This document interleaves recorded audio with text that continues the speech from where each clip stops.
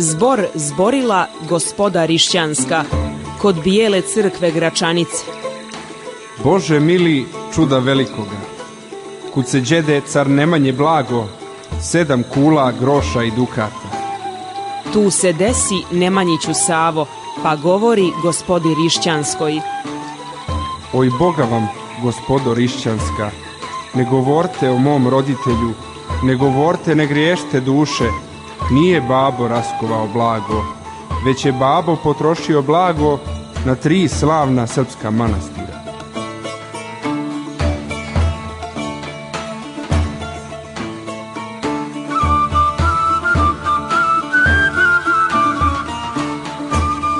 Zbor zborila gospoda Rišćanska. Zbor zborila gospoda Rišćanska.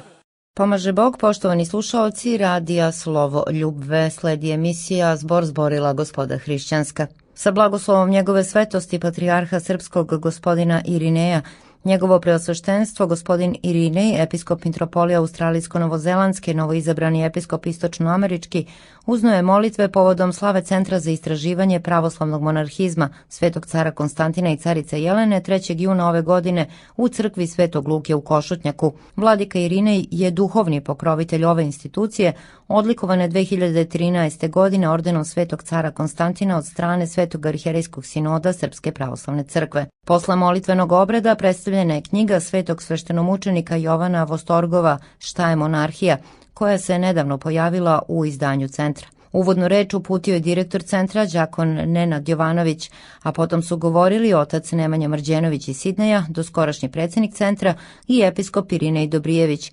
zabeležio Dragan Jovanović. Čestitam braće i sestre, dame i gospodo hrišćanske, Hristos Vaskrse. Danas je vaistinu sugubi praznik za naš sveti hram, ne samo što je danas praznik svetih careva Konstantina i Jelene, ravnoapostolnih, izdanaka zemlje srpske, i ako ne po krvi, ono svakako po geografskom poreklu. Danas je veliki praznik za sve nas, pogotovo za nas bratije ovoga svetoga hrama, jer nam je prvi put u posjetu došao njegovo preosveštenstvo, vladika Irinej, dosadašnji australijsko-novozelandski, a novoizabrani istočnoamerički, koji u ovom gradu svakako, u našem vernom narodu, svakako je jedan od episkopa koji uživa najveću ljubav i naklonost zbog njegove vedrine duha i zbog njegovih uvek vazda svežih reči kojima nas krepi i kojima nas uzvodi ka Hristu i kojima nas uči upravo zaista kao istinski duhovni roditelj. Danas smo se dakle sabrali pod svodovima ovoga svetoga hrama i našeg skronovskog doma, ne bismo proslavili svetog cara Konstantina i ne bili smo se upoznali sa novom knjigom koja je izašla u okviru našeg centra. To je knjižica nevelika možda o svojim obimom, ali velika svojim značajem.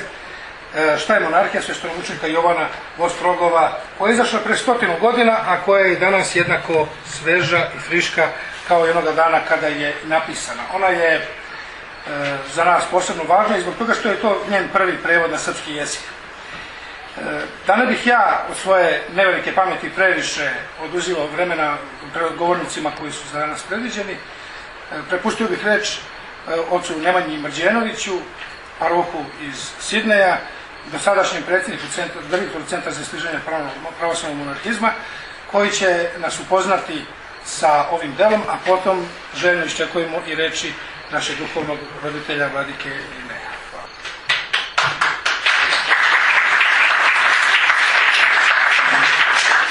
Hvala ocu đakonu, novom direktoru, odnosno novom starom direktoru Centra za istraživanje pravoslavnog monarhizma, koji je pre ovog slavskog dela održao svoju skupštinu na kojoj su izabrani novi rukovodioci, odnosno neki novi, neki stari. Novi direktor centra je đakon Nenad, koga svi verovatno znate ovdje iz hrama, a novi sekretar je gospodin Nenad Lukić.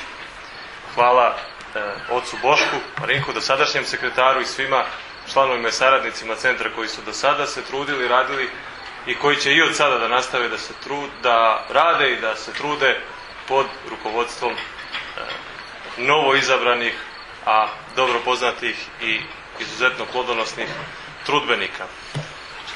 Osim toga što je danas slava ovog udruženja koje postoji već 15 godina. Eto, povod da se okupimo je i ova novo izašla knjiga, a ja ću samo nekoliko reči da kažem uopšteno o radu centra i o tome šta smo do sada uradili i zašto smo se odlučili da baš ovu knjigu štampamo. Većina vas vjerovatno zna, Centar za istraživanje pravoslavnog monarhizma osnovan je 2001. godine. Osnivač i začetnik je veliki mučenik za ideju srpstva Nebojša N. Krstić iz Niša, koji je mučenički postradao na Vavedenje 2001. godine za krst časti i slobodu zla. Hvala Bogu, iza njega je ostalo jedno veliko delo i ostalo je mnogo mladića i devojaka koji su do sada već mnogi stasali u ozbiljne ljude koji na jednako ozbiljan način na koji je i on to radio pronose ideju i drže visoko taj barjak svetosavskog rodoljublja i ideju pravoslavnog monarhizma. Centar je kroz svoj rad bavio se različitim aspektima pravoslavnog monarhizma. Naš rad je studijski podeljen, tako da imamo odbore koji se bave heraldičkim, genealoškim studijama, historiografskim studijama, državotvornim i pravnim studijima, kulturom, bogoslovskim studijima. Imamo jedan odbor koji se bavi dobrotvornim radom, koji se zove Srpska pravoslavna akcija Sabor. Rad je podeljen studijski, ali je organski povezan. Tako da sve to što mi radimo vodi i svedoči jednu te istu ideju, a to je ideja pravoslavne monarhije. Da bismo što bolje objasnili tu ideju, počeli smo da izdajemo knjižice ili knjige, zavisi kako ih posmatrate, koje na jedan jako lep, precizan, koncizan način sumiraju sve ono čime se centar bavi studijski. Dakle, ono što je možda malo uopšteno, što je malo preopširno, a što je dostupno svim istraživačima preko našeg web sajta, sažima se, one glavne misli se sažimaju u ovim knjigama koje centar izdaje. Osim nekoliko zbirki rodoljubive poezije koje smo objavili, pre nekoliko godina u saradnji sa izdavačkom kućom Ukronija izdali smo jedno kapitalno delo Ivana Solonjevića koje se zove Narodna monarhija.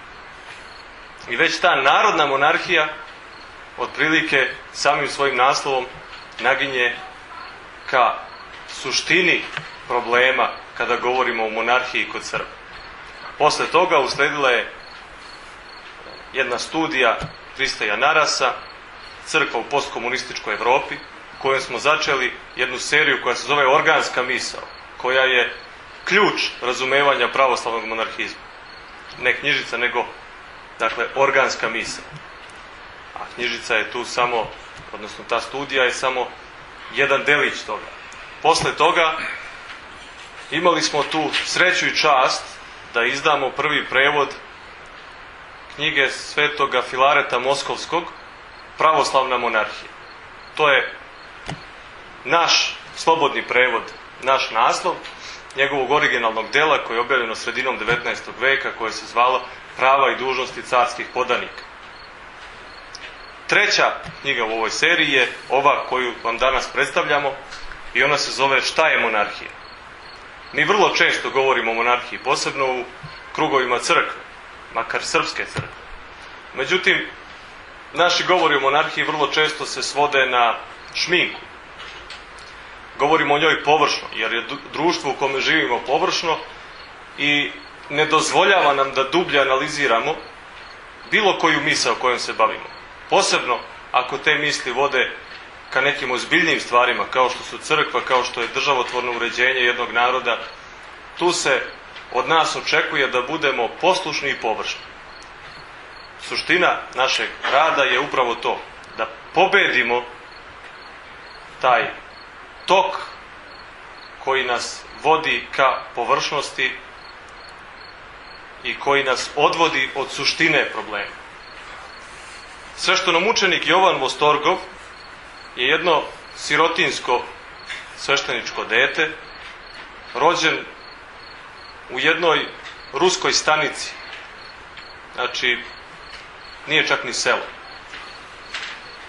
Odrastao je u bedi, otac mu je bio sveštenik, deda mu je bio magistar teologije, predavao na Petrogradskoj akademiji, a on je stasavajući pokazao svoje talente i carska Rusija je prepoznala u ovom mladiću potencijal, izdvojila ga je, stipendirala, poslala na studije. On je vrlo brzo završio studije teologije, postao učitelj, veroučitelj, zatim i sveštenik. I to kao jedan od najboljih, najperspektivnijih, najumnijih sveštenika, mladih sveštenika, postavljen je najprije na jednu od najgorih parohija u Rusiji, ne u jednoj eparhiji, nego u kompletnoj carskoj Rusiji. I on je tu za godinu dana obnovio, odnosno sagradio hram, a obnovio crkvu, živu crkvu, priveo ljude ponovo Hristu i privezao ih ne samo za crkvu, već i za cara, pokazujući ljubav prema svojoj otadžbini, prema caru koji je Bogom postavljen i prema crkvi kao telu Hristovu. Crkva i država, koje su tada u Rusiji funkcionisale u relativnoj simfoniji, prepoznali su ponovo njegove talente i počeli su da ga šalju u Gruziju, u Abhaziju, onako pogranične delove u kojima je trebalo neko da širi misiju. On je prolazeći kroz ove i živeći u ovim krajevima osnivao škole, crkve, bolnice i, što je najvažnije iz ove današnje perspektive ovde, stalno je propovedao o tome šta je to monarhija, šta se od cara očekuje. Mi vrlo često i danas u Srbiji kada govorimo o monarhiji voljeli bismo da imamo monarhiju, da imamo kralja na čelu države kako bi onaj božićni koktel bio održan na dvoru, a ne kod predsjednika, kako bi kralj uputio svojoj rođaki u Engleskoj čestitku za njen Božić, ona njemu za njegov i tako, da to bude tako jedna lutkarska predstava.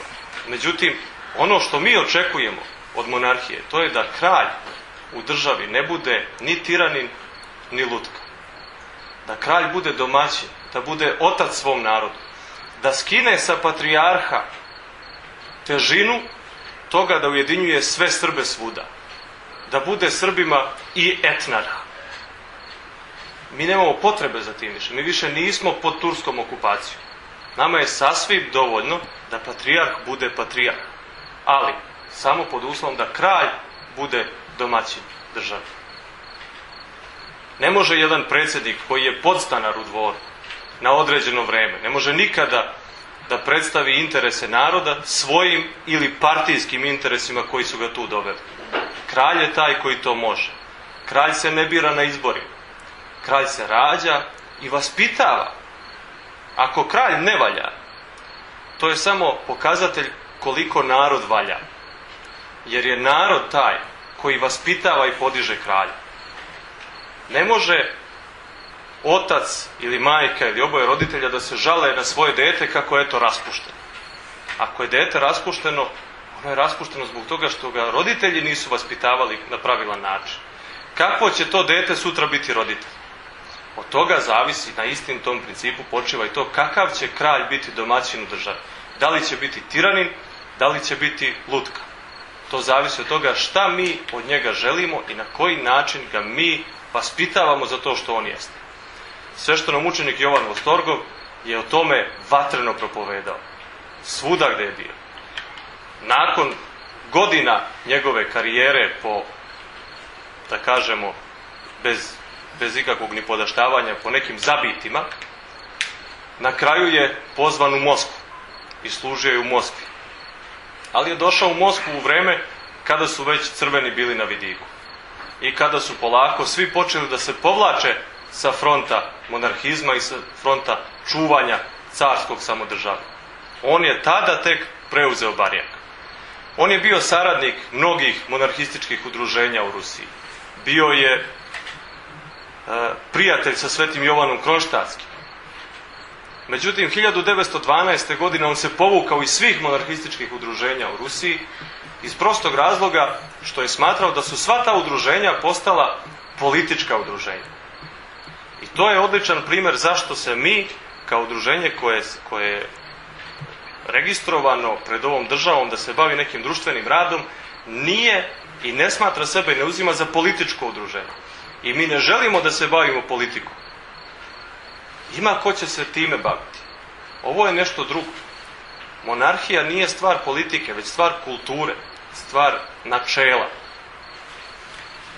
O tome kako treba razumevati monarhiju, on je svoje misli sažeo u ovu knjigu.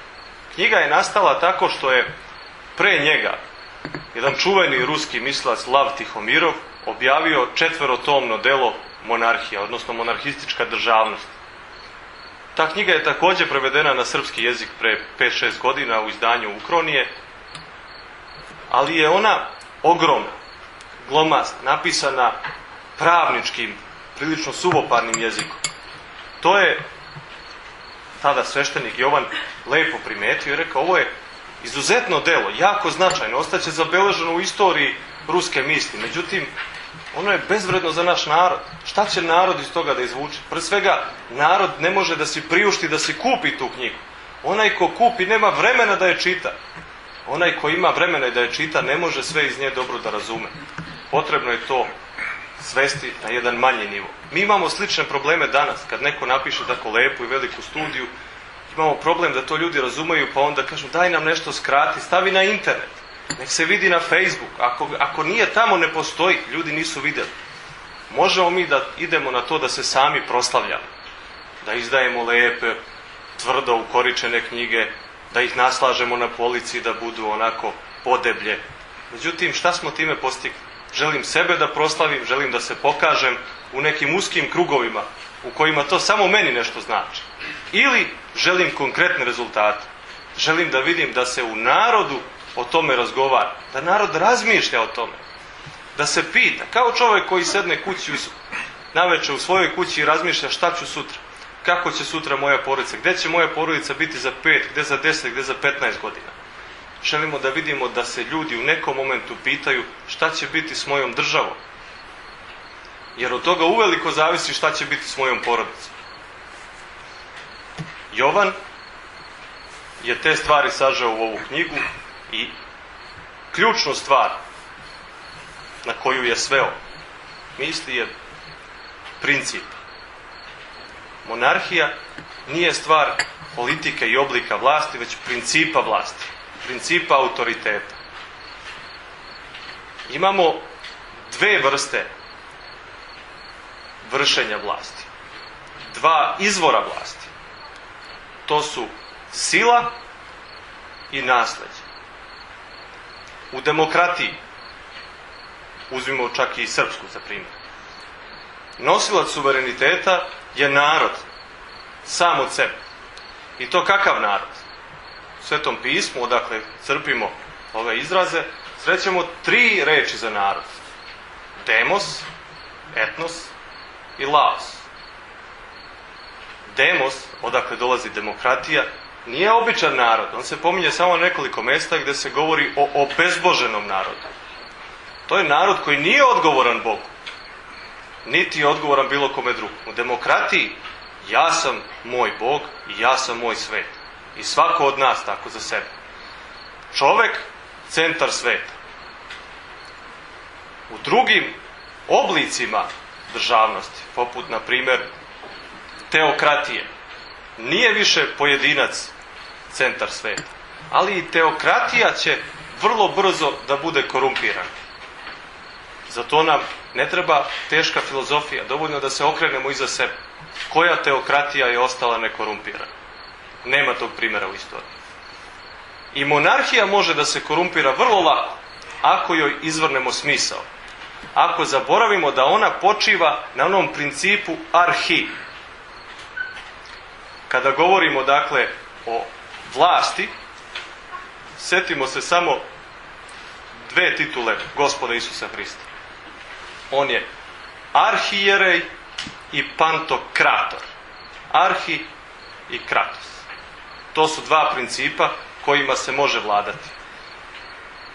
Taj izraz kratos, koji znači sila ili moć ili vlast na našem, ili čak na crkveno-slovenskom država, državnost, ima svoj koren u sanskritskom jeziku i uvek označava samo fizičku silu, fizičku prinudu.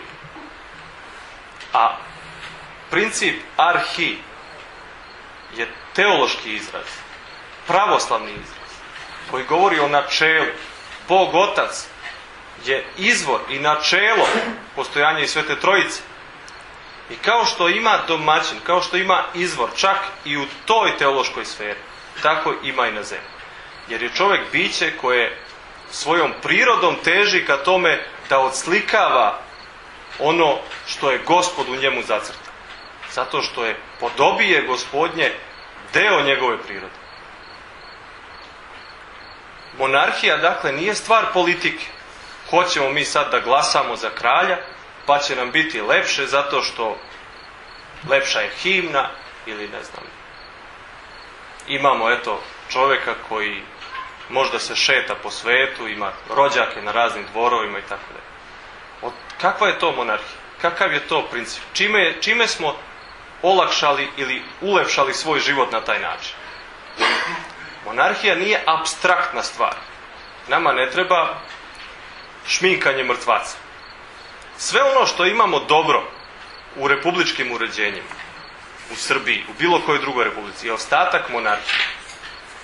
Čak i institucija parlamenta je u stvari samo ostatak saborovanja onih koji se okupljaju oko cara ili kralja koga je Bog dao i miropomazan je za to da bude izvor, načelo okupljanja istinske aristokratije, dakle onih najboljih u narodu, onoga najboljega što narod ima da ponudi.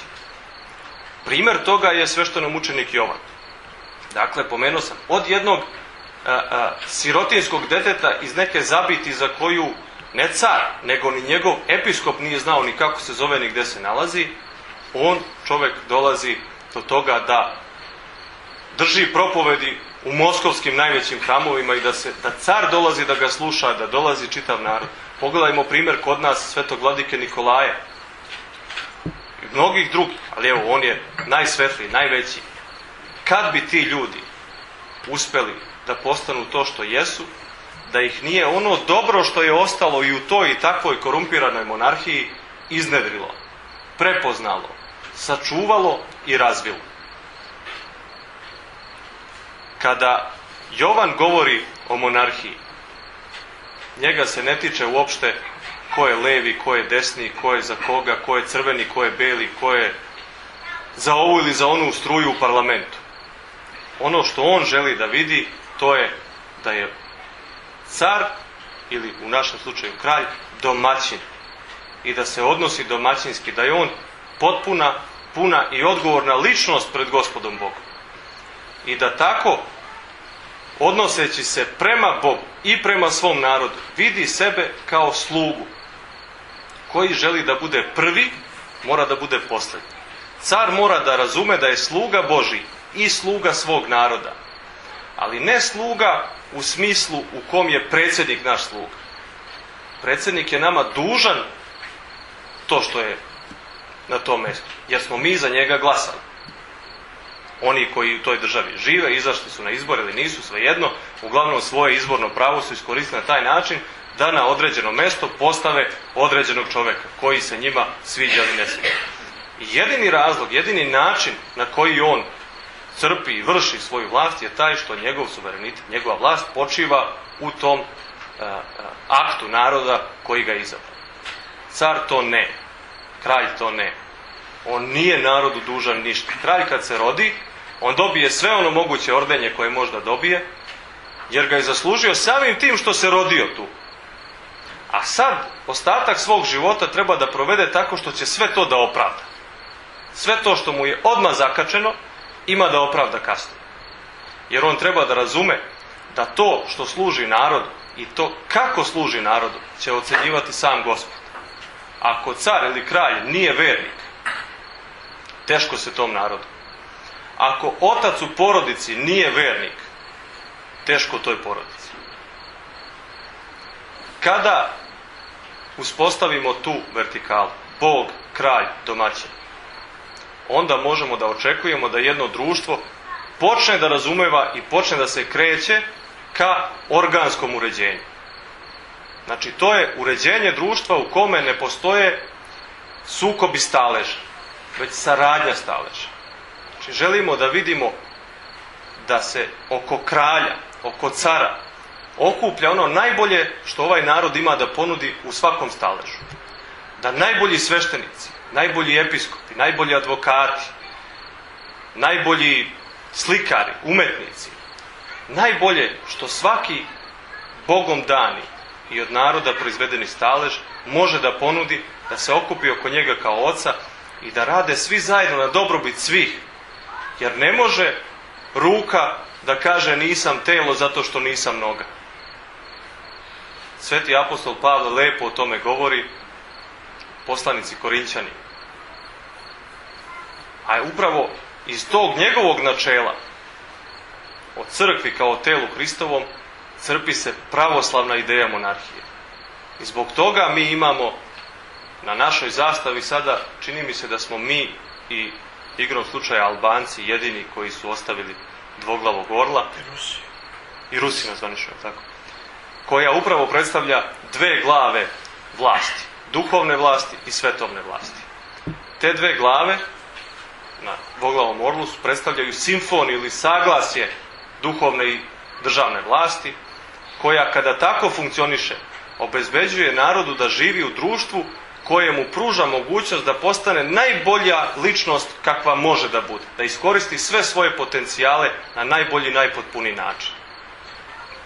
Ako se te dve glave okrenu jedna prema drugoj, ako počne svetovna vlast da utiče ili da traži svoja prava, da upliva u duhovnu ili obrnuto, od toga nema sreće. I to dovodi do urušavanja monarhije. Monarhija se vrlo lako vaspostavlja. To nije nikakav problem. Kod nas se razmišlja o tome da je jako teško obnoviti monarhiju kad se ona jednom prekine. To je apsolutna greška.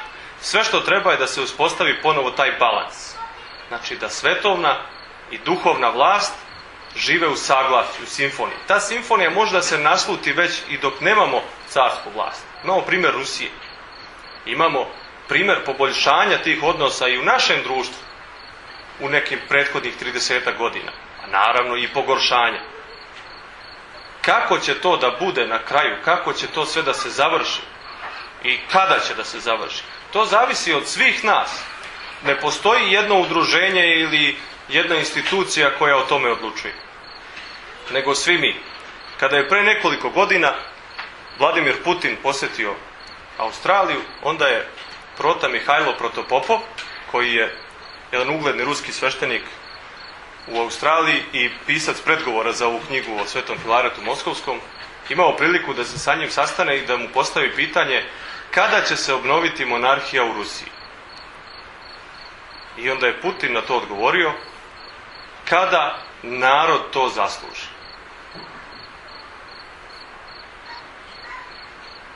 Kada i kako, dakle, zavisi od nas. Sve što mi možemo da učinimo je da se trudimo da popravljamo sami sebe. Zbog toga centar radi ovo što radi. Znači, mi se ne bavimo samo promovisanjem neke tako načelne ideje. Hajde da budemo monarhija, hajde da ne budemo republika. To je samo po sebi isprazna floskula. Centar nije organizacija za promovisanje, već organizacija za istraživanje. Što znači da nam je potreban aktivan rad. U svakom smislu. Ono o čemu je pisao Jovan Postorgov, mi pokušavamo da sprovedemo u delo u našem malom krugu, u našim životima. I pozivamo vaskoliko srpstvo da to učini svako na sebi dati najbolji mogući način. Koliko će ko od nas u tome da uspe, to zavisi od naših Bogom danih talenata, ali i od našeg truda i rada. Mi se nadamo i molimo Bogu da će to biti što uspešnije, što bolje, što brže, ali opet na kraju krajeva potrebna je dakle sinergija, potrebna je saradnja. Bog će da pomogne ako bude imao kome da pomogne. Ako mi učinimo ono što je do nas, ako mi makar kao jedna malena organizacija učinimo da pomognemo ljudima koji žele nešto da urade, da imaju još jednu mogućnost da nešto na tom polju postignu, od nas sasvim dovoljno. Ne bih previše pričao o samoj sadržini, jer je ova knjiga izuzetno kratka. Možete da je pročitate na putu do posla, iz posla u autobusu. Tako da ćete, ali nije tako lagano. Ovo nije lagano štivo koje se nosi na plažu ili se tek tako pročita usput za pola sata. Znači ovo je stvar na koju se treba vraćati nekoliko puta, koja je više referentna nego što je onako prosto promotivna ili informativna. Tako da vas pozivam da se detaljnije i bolje upoznate sa njom čitajući njen sadržaj, a ne toliko slušajući o njemu. Ja sam iskoristio priliku da pričam malo više o centru i o ideji toj pravoslavne monarhije nego o samoj knjizi, jer prosto ne želim da vam kvarim utisak koji ćete imati dok je budete listali. Hvala vam na pažnji, ja ne bih imao ništa više dodam, ako bude bilo potrebe kasnije, vrlo rado. Hvala vam, bratke i sestre, hvala visokočesnejši oče.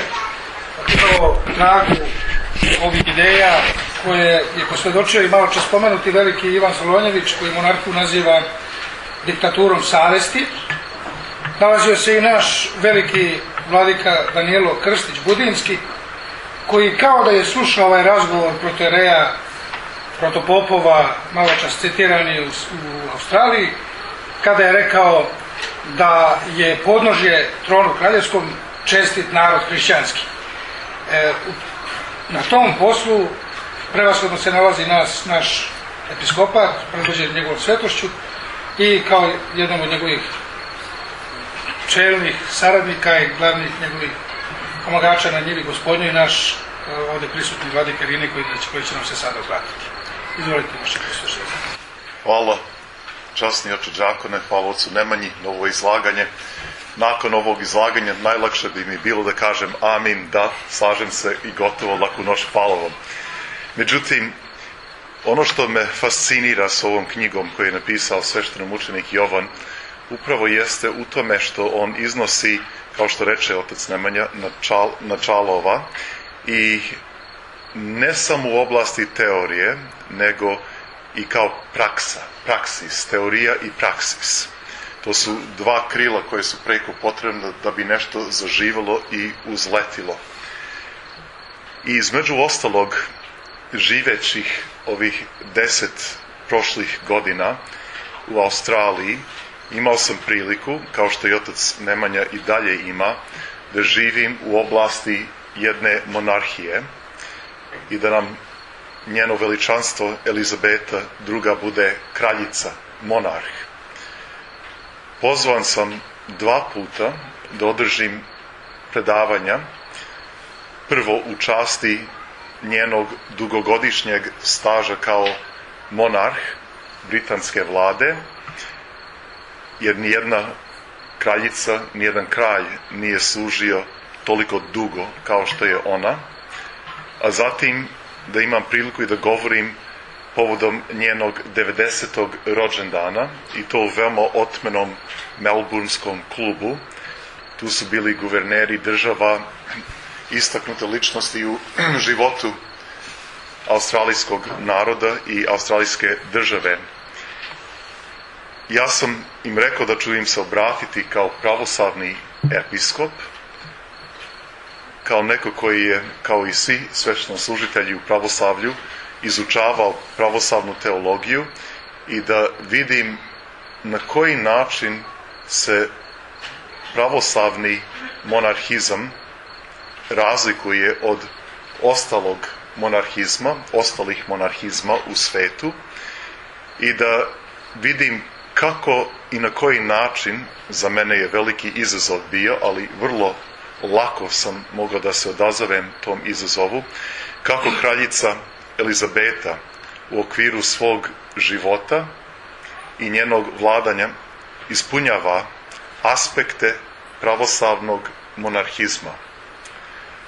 Prvi put kad su me pozvali, kad smo slavili njenu vladavinu i dugogodišnju vladavinu, iznao sam jednu stvar, a to jeste, apropo pitanje pravoslavnog monarhizma, da je ona jedna od retkih krunisanih glava u svetu danas, koja je i krunisana i miropomazana. I kada je kraljica Beatrix podnela molbu da abdicira sa svog prestola u korist njenog sina, pošto je to njena majka uradila pre nje i baka pre njene majke, neko je postavio kraljici Elizabeti pitanje da li će ona abdicirati bilo u korist princa Charlesa ili pak moguće u koristi njenog unuka Williama. Ona naravno nije odgovorila, odgovorila jeste, ali nije neposredno odgovorila, nego je samo rekla sledeće: na takvo pitanje ne mogu odgovoriti, pošto sam ja miropomazani monarh, ja nisam sebe postavila na ovom položaju, niti me je narod izabrao, nego je Bog postavio i Božja ruka me miropomazala i ja nemam pravo da razmišljam o tome da li bi ja abdicirala ili ne. Kad me Gospod pozove, u tom momentu predaću prestol.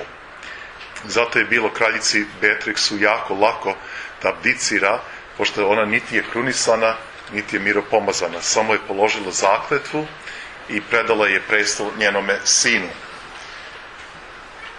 Zatim, kad čovjek pomisli koliko kraljici Elizabeti znači taj čin, posebno miropomazanje, daleko više nego krunisanje, čovjek mora da postavi drugo jedno pitanje: kako ona ispunjava sve to u okviru njene vladavine, i o tome sam govorio povodom njenog 90. rođendana.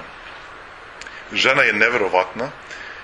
Ako bi se išta moglo reći, a mnogo bi se moglo reći o njoj, a to jeste sledeće: da je njen život od onog prvog dana kada je primila vest da je se prerano upokojio otac, do današnjeg dana ona je predala sebe i ceo život svoj u službi njenog naroda. I niko nigde ne može da kaže i ne sme da kaže da ona nije više nego 100% posvećena svom narodu. I ovo što reče đako Nenad, kako prestol počiva na narod Božji, taj koji sedi na tom prestolu, po rečima velikog vladike Nikolaja, mora da bude Teodul, Božja sluga, jer je on tu da služi drugima, a ne da oni njemu služe. I zaista to se vidi u njenom životu i radu i u njenoj vladavini. Neko je rekao, postavili su pitanje, koja je tajna njenog života i dugovečnosti. Zna se da je majka se upokojila u 102. godini, tako da se može reći da je u okviru njenih gena. Ipak žena potiče iz takve jedne porodice. To je tačno.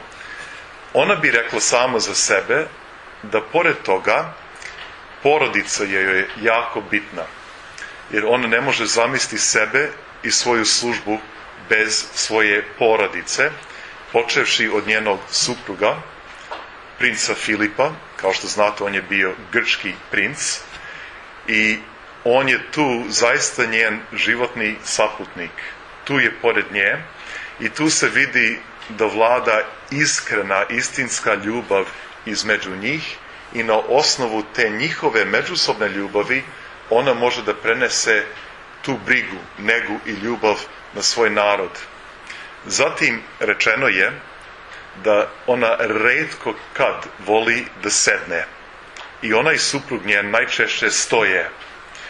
I ako ste gledali na televiziji prenos raznih tih manifestacija vezanih za njen rođendan, oni su sabrali na jedno mesto jednu grupu ljudi koji su njeni vršnjaci, svi u 90. godini, i oni sede, jedva ustaju kad ona njima prilazi, a ona ide od jedne do druge, do treće, do 10. osobe i tako dalje.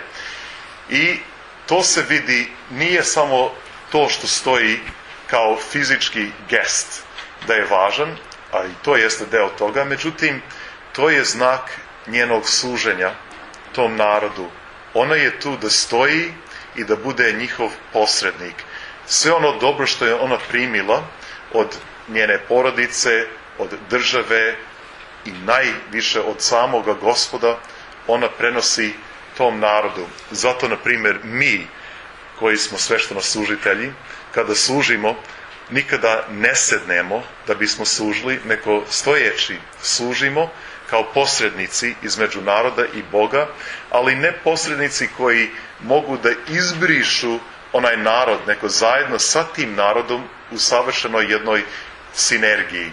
I ta sinergija, kao što reče otac Nemanja, je bitni element koji je sastavni deo pravoslavnog monarhizma, koji potiče od zakona koji je doneo veliki car Justinijan, koji je u stvari i posvećen kao svetitelj zbog toga, i on je patron pravnog društva Italije zbog tog njegovog zakonika. Car Justinijan je govorio o tome kako država je jedno telo, jedan narod, a ima dve glave koje su krunisane, s jedne strane crkva, patrijarh, s druge strane država, vlasti i car. I jednako su krunisane, jedna glava gleda u jednom pravcu ka istoku, jedna ka zapadu, i jedna gleda na ono što je božanstveno, jedna gleda na ono što je sekularno, što se tiče same države i kako će ona da funkcioniše. Ali telo ostaje jedno telo, i to je specifičnosti pravoslavne monarhije i pravoslavnog monarhizma. Zatim, čovjek mora da sagleda još nekoliko bitnih elemenata, među kojima nalazi se samo pitanje, otac Nemanja se već dotakao toga, da li postoji koncept monarhizma u okviru božanstva. I istaknuti ruski teolozi 19. veka i 20. veka, oni su često govorili o monarhizmu Boga Oca. I trojica ne može da postoji ukoliko nema domaćina, onaj koji je monarh u okviru Svete Trojice, Sina koji pokazuje savršenu ljubav preko poslušnost, i Duha Svetoga koji je utešitelj. I tako da ta savršena harmonija je sastavni deo našeg monarhizma. To se također prenosi u liturgiji našoj, prenosi se u ikonografiji našoj, prenosi se u svakoj dimenziji pravoslavnog života i u životu jedne pravoslavne države, pravoslavnog naroda. I zato je bitan jedan element. Pomenuo sam simfoniju, pomenuo sam Teodula, Teodul, sluga Božji, vladika Nikolaj često govori o tome. Međutim, ima još jedan element koji je jako važan za sve nas, a to potiče od samog Platona. Kad je on govorio o monarhu, šta znači biti dobar monarh? Kako da se on pripremi za svoj prestol? Mora da bude izuzetni filozof po njemu, čovjek koji je veoma školovan, čovjek koji je ne samo prosvetlen, nego i prosvećen, da ima deo svetlosti Hrista i njegovog bogopoznanja u sebi, da ima delić svetosti kod sebe i da je to stalno prisutno. Ovo je toliko bitno. Evo, na primjer, da li ste ikada razmišljali o tome kada se služi sveta liturgija i kada pevamo ovaj drugi antifon? Jedinorodni Sine i Slove Božji. Ko je to napisao? Car Justinijan. On je bio izvrsni pesnik i evo do današnjeg dana mi pevamo jednu pesmu u okviru pravoslavne liturgije koju je on sastavio.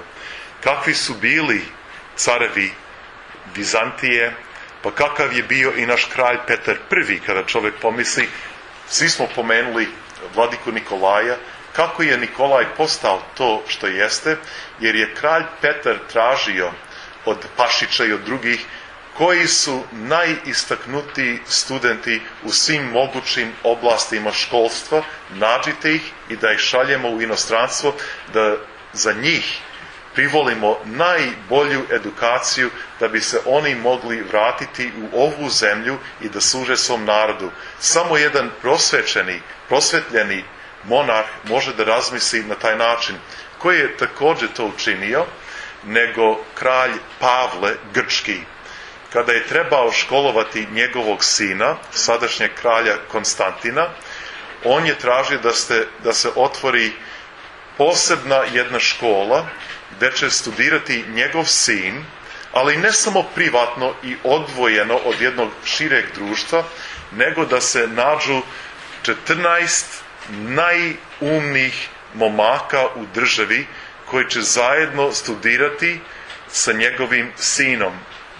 Do današnjeg dana ti ljudi su ostali u prisnim odnosima, najbolji prijatelji i najumniji ljudi koje je Grčka iznedrila za vreme kraljevine. Danas, nažalost, svi su rasuti po svetu, mislim nažalost i što nisu u Grčkoj, a Grčka prolazi kroz strahovite krize i sad je na čelu Grčke jedan čovjek koji i ne veruje u Boga. Tu im je kralj, Konstantin se vratio u Grčkoj, grčki narod neće da ga prizna jer kažu da nije grčkog porekla.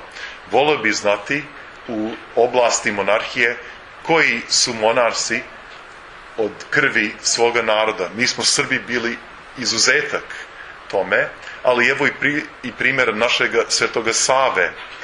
Ne zna se tačno koja je njegova majka, sveta Anastasija, a najčešće govori se o njoj da je ona grčkog porekla, a moguće da je i čerka ili u srodstvu bila sa carem Romanom IV. I tako da se govori o jednome najboljem srpskom sinu koja je najvjerovatnije rodila grčka majka. Ali to ne treba da sablazni nikoga. To je za svaku pohvalu. Kada pomislimo o našim kraljevima, ko su bili, šta su bili, ko su njihove majke bile i šire u svetu, evo, kraljica Elizabeta, ona je nemačkog porekla, suprug joj je grčkog porekla, Grci su danskog porekla, ali ta žena je posvećena tom britanskom narodu i ona je dala život svoj za taj narod, posvetila sebe načisto za njih.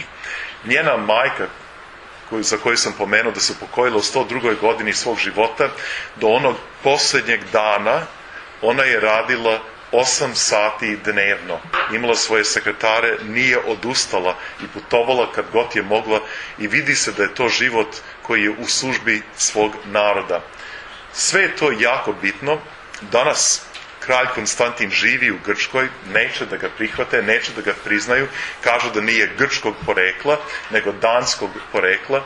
Međutim, ja bih postavio njima jedno pitanje, a imam u vidu da i postavim to pitanje javno Grcima, a to jeste, ako nije on Grk, on je kršten u pravoslavnoj veri, on je podigao grčki univerzitet u Londonu, sva njegova deca su studirala na tom univerzitetu, svi govore grčki, svi su kršteni u pravoslavnoj veri, svi su venčati pravoslavnim obredom, oni su išli dalje na školovanje i usavršavanje i tako dalje, ali oni jesu Grci. Niko im ne može to oduzeti.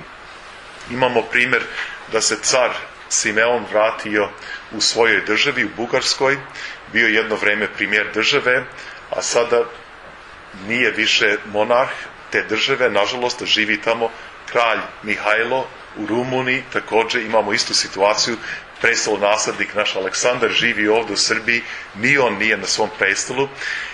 I postavlja se ovo pitanje, apropo onoga što je otac Mihajlo Protopopov postavio, a to jeste kada će se narod probuditi, kada će narod da stekne svest o tome da bismo mogli biti ponovo monarhija jedna, ali kao što reče otac Nemanja, ta monarhija ne sme nikako da bude samo šminka, nešto površno, nego mora da bude aktualna monarhija, monarhija koja je sastavni deo ove države, ovog naroda, da radi ruku u ruku sa svojom crkvom, da patrijarh i kralj mogu zajedno da uspostave simfoniju i vladavinu nad pravoslavnim Srbima i svima, ne samo pravoslavnim Srbima, to je apsolutno bitno, svima koji žive u srpskoj zemlji, u srpskoj državi ili u srpskim zemljama. To je krucijalno, jer nijedan monarh ne sme da bude isključiv i da odbije one koji nisu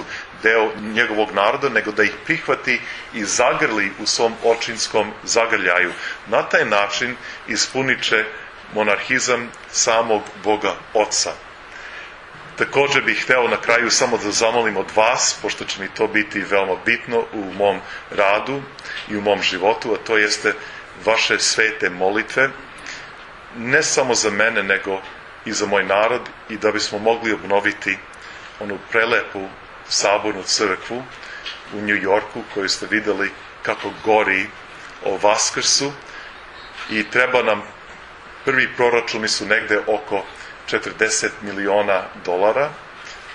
Ako osiguranje daje išta, daće, čuli smo, do 15 miliona, ne znamo ni mi, ali treba će nam novac, treba će nam pomoć, a pre svega treba će nam vaše molitve, jer bez molitava nećemo to nikako završiti, a to je zaista dobro jedno delo, jer to govori o nama. Ta crkva je dobijena od Anglikanaca 50. godina, maltene kao poklon srpskome narodu od episkopa Manninga, njegovom dragom prijatelju episkopu Nikolaju.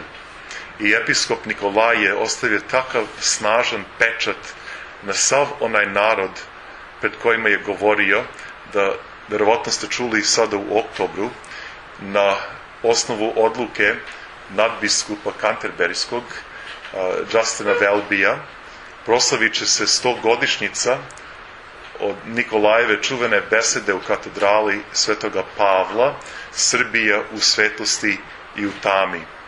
I tada, možda ste i čuli za to, pre nego što je otpočeo svojom besedom, Nikolaj je ustao, otišao do propovedonice, tu sedi kralj Đorđe V i u prisustvu velikog Đorđe V Nikolaj je tražio da se ugasi sva svetlo u hramu. Oni ugasiše svetlo, narod zaprepašten. Ko se usudi da ugasi svetlo? Šta se to desilo? Tu je kralj, tu su svi ostali koji su u britanskoj vladi, i nakon par minuta Nikolaj je tražio ponovo da se upali svetlo i reče: evo vidite, vi niste mogli izdržati 5 minuta bez svetlosti, a moj narod je živeo 500 godina bez svetlosti. Pa je onda krenuo sa svojom besedom, i to je toliko ostavilo svoj pečat na tom narodu da je zapamćeno do današnjeg dana. Ima dosta toga iz života i rada vladike Nikolaja, sad da vas ne zamaram jer previše smo dugo i govorili. Hvala vam od sveg srca da ste nam živi i zdravi i da nam Bog bude svima u pomoći. Amin. Bože daj. Hristos Vaskrse. U današnjoj emisiji Zbor zborila gospoda hrišćanska, poštovani slušaoci, imali ste priliku da čujete kako je proteklo predstavljanje knjige pod nazivom Šta je monarhija svetog sveštenomučenika Jovana Vostorgova, koja je predstavljena 3. juna ove godine na dan svetog cara Konstantina i carice Jelene, krsne slave Centra za istraživanje pravoslavnog monarhizma, koji je i izdavač ove knjige. O delu su govorili njegovo preosveštenstvo, gospodin Irinej, episkop mitropolija australijsko-novozelandske i novoizabrani episkop istočnoamerički, zatim đakon Nenad Jovanović i otac Nemanja Mrđenović iz Sidneja, doskorašnji predsednik Centra za istraživanje pravoslavnog monarhizma. Pozivamo vas da ostanete i dalje uz program radija Slovo Ljubve.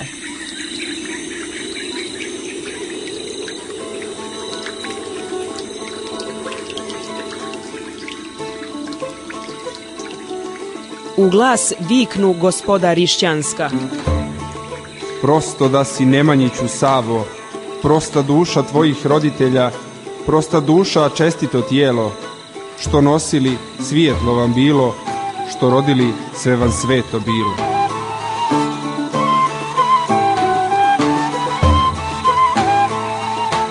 I što reče gospoda Rišćanska na sastanku kod Bijele crkve, što god rekli, kod Boga se steklo.